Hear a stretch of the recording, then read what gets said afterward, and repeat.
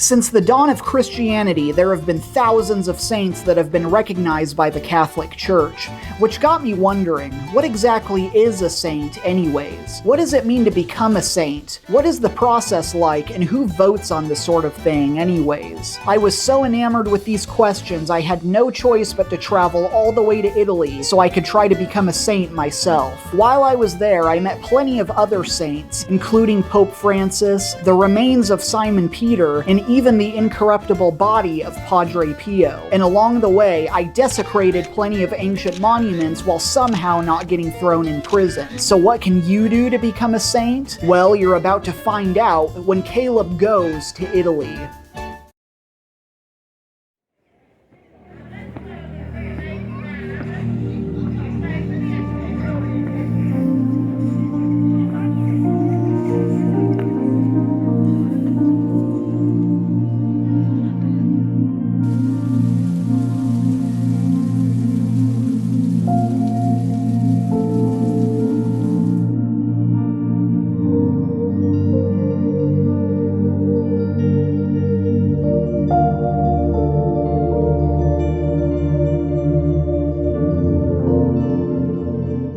Now, if you go up to somebody who's Catholic, and you give them the name Padre Pio, you're almost guaranteed to get a big response out of them. Everybody knows him, everybody loves him, and nobody really has anything that negative to say about him. Whereas all my Protestant friends are probably just like, who? So, when are we gonna get to the EDM rave dance party for Jesus? So what if I told you that there was a mystical friar living in Italy who could heal people, be in two places at once, and who had the wounds of Jesus Christ during his lifetime? This was a real man who really lived. In fact, Padre Pio is one of the few saints where we have evidence for these kinds of miracles simply because he's been alive within the past 60 years.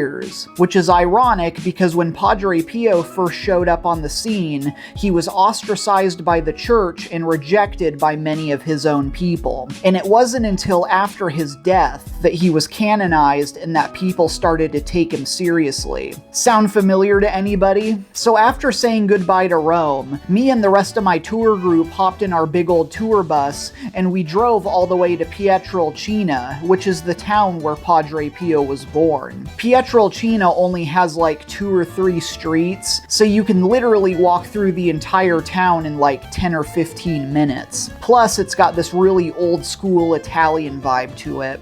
The whole time I was there, I felt like I was in a Sergio Leone spaghetti western or something. Now, of course, Padre Pio wasn't born with the name Padre Pio. That would be like if I named my kid Father Dad. His real name was Francesco Forgione, which is the name he was given when he was baptized. Originally, he was baptized in the Santa Anna Chapel, which is the church you're looking at right now. Little Francesco served as an altar boy and was first given the Eucharist right here in this very same chapel. Padre Pio even served as a priest here when he was first ordained back in 1910. They still have his confessional on display, which is fitting since he's so well known for hearing other people's confessions. Apparently, little Francesco had some pretty divine experiences here, like seeing guardian angels and the apparition of the Virgin Mary. When Francesco was only 5 years old, he decided he was going to spend the rest of his life serving the Lord. Eventually, he joined the Franciscan friars, who were these guys right here.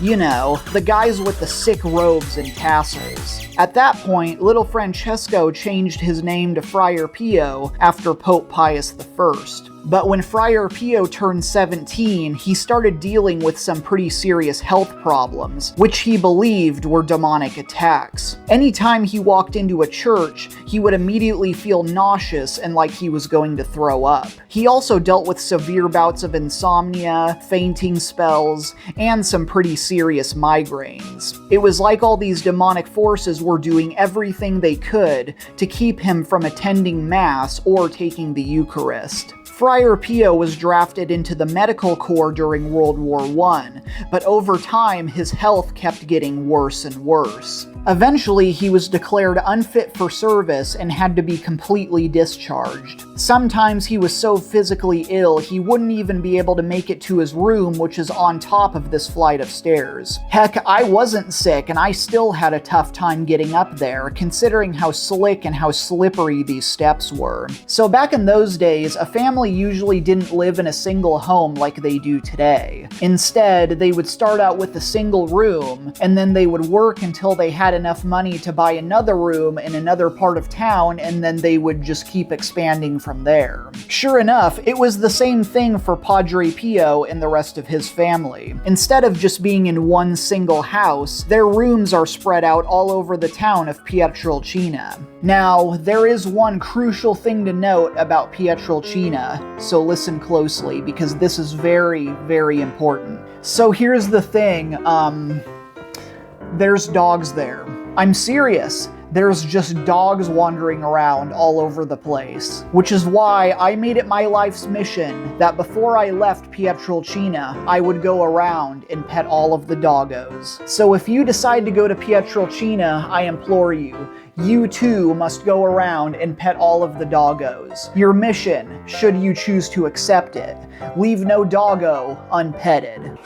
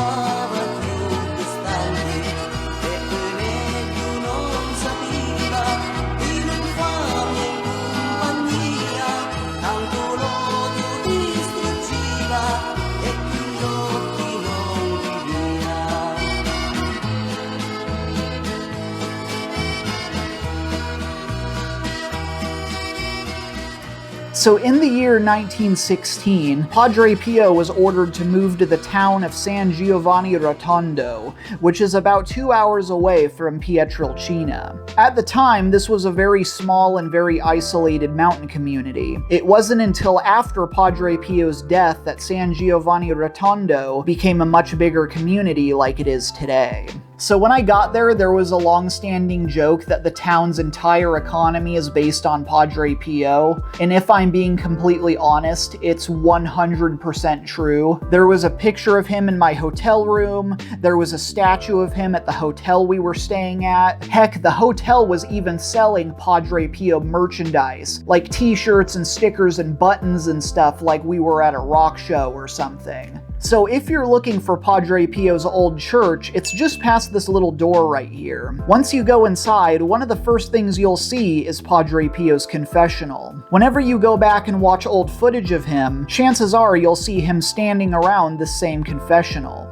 One of Padre Pio's God-given talents was the ability to read souls. So if you came to him with your confession, he would know if you were actually being serious or not. He would also be able to tell if you'd actually been praying for him or not. So if you said you were going to pray for him and you didn't, he would know about it and he would go confront you about it, which is honestly super hilarious to me. Now, there are 2 other churches in San Giovanni Rotondo that are dedicated to Padre Pio. There's this church right here, which is right next to the old church, and then there's this absolute unit right here, which is so huge it can probably be seen from outer space. We had the opportunity to go to Mass here first thing in the morning, and I think we were all blown away by just how enormous this church was. With the amount of pews going around the church, you could easily fit thousands of people in here without even trying. At the forefront of the church is this huge window, which looks like stained glass but actually isn't.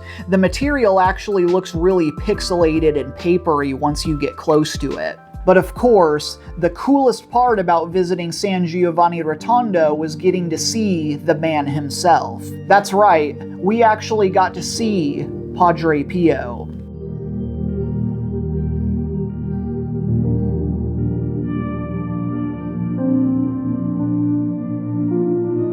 If you go down below the church and walk past all of these murals, you'll come across the tomb of Padre Pio. And right here in the middle of his tomb, they have his body on full display. That's because Padre Pio's body has been deemed incorruptible.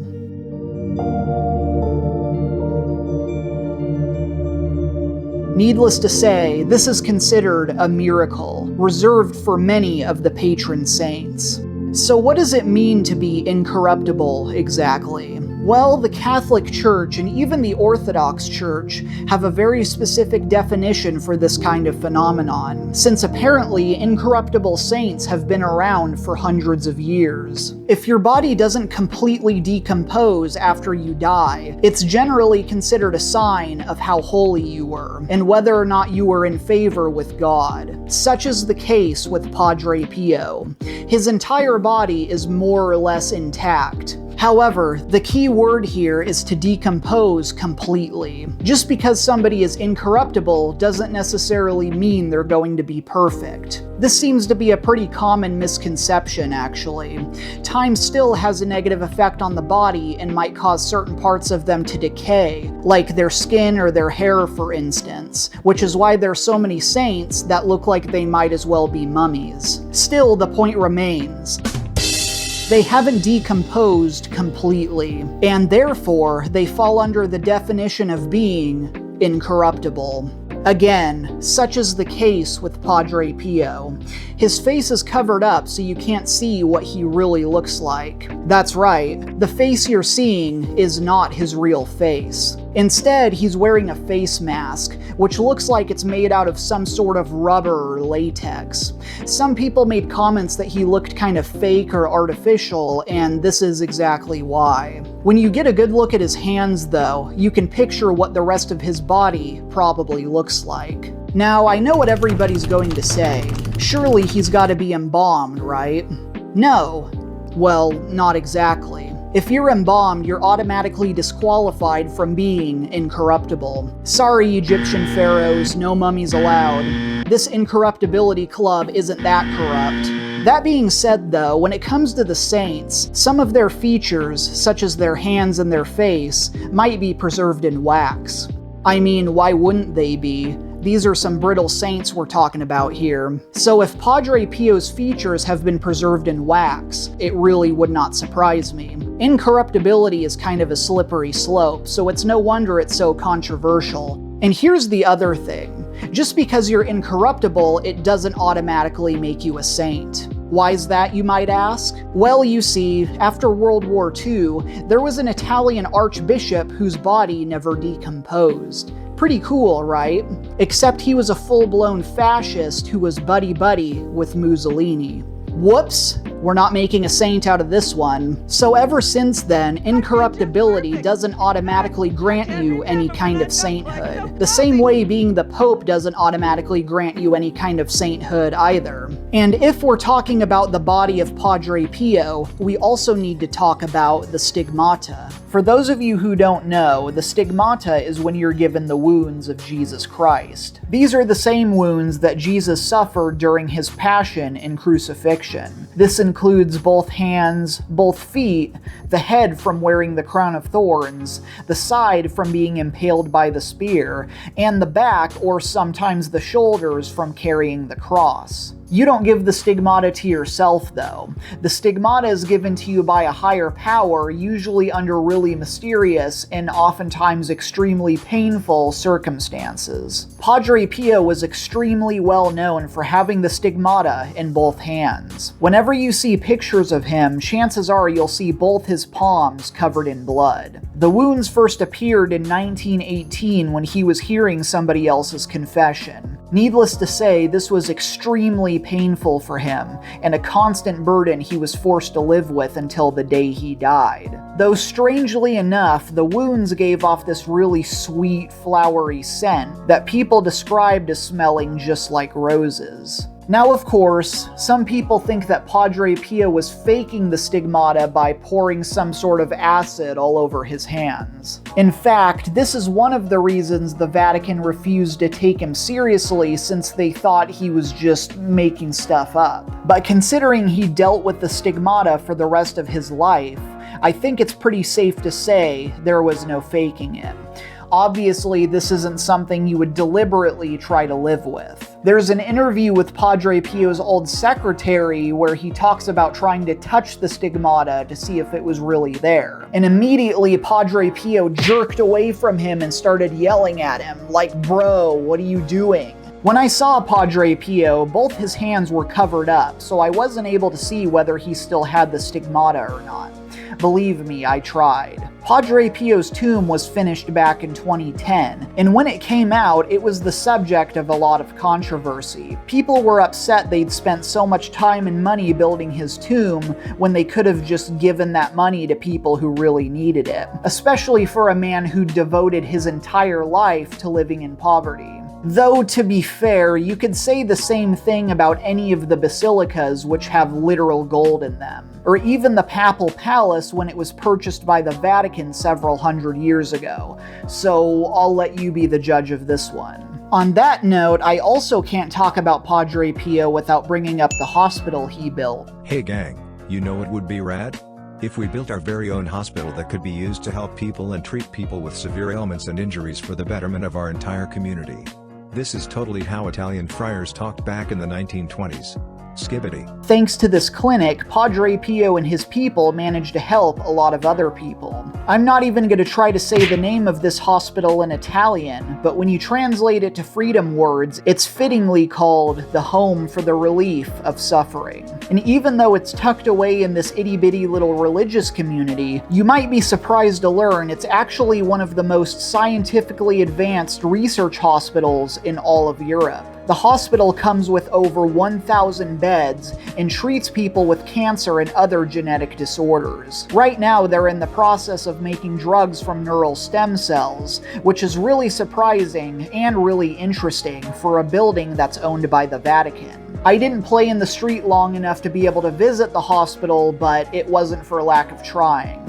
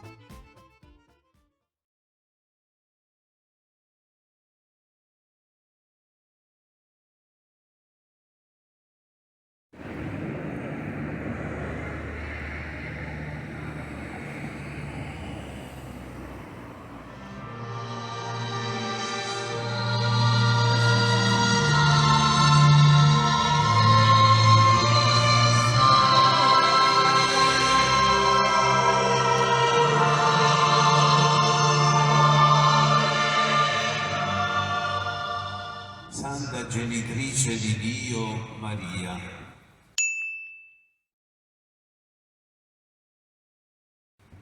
che sei Vergine fatta Chiesa ed eletta dal Santissimo Padre Celeste, che ti ha consacrata il tuo Santa Maria, Madre di Dio, prega per noi peccatori, adesso e nell'ora della nostra morte. Amen.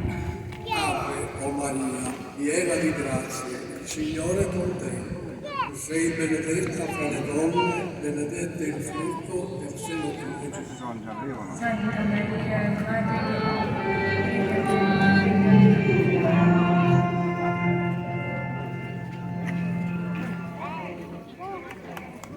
Io i pełna Pan z Tobą, błogosławionaś Ty między niewiastami i błogosławion owoc żywota Twojego Jezus.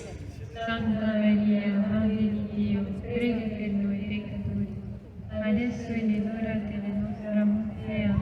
Adesso è l'ora della nostra morte. Amen. Dios te salve María, llena eres de gracia, el Señor es contigo. Bendita tú eres entre todas las mujeres, y bendito es el fruto de tu vientre, Jesús.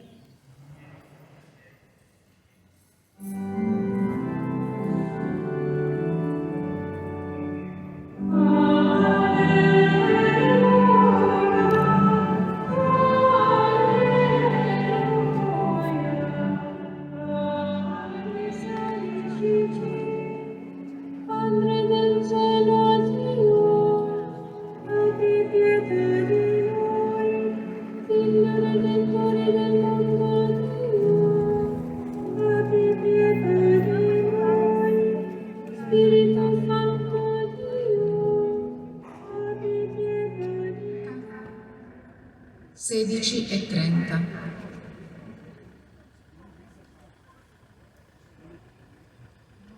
Vogliamo ringraziare la Vergine Santa perché ci ha dato la possibilità di vivere insieme questo momento di preghiera. Però in questo momento vogliamo invocare da lei. Padre del cielo, Dio, abbi pietà di noi, Figlio Redentore del mondo. Auguro a tutti la buonanotte, piene di grazie e di benedizioni. È una benedizione piena non soltanto a voi, ma a tutti coloro che vi stanno a cuore, specialmente le vostre famiglie, e le persone a voi care, ma in modo speciale i poveri infermi e i sofferenti. Che il Signore infonda loro coraggio e perseveranza e dia loro salute. In nome del Padre, del Figlio e dello Spirito Santo, e così sia.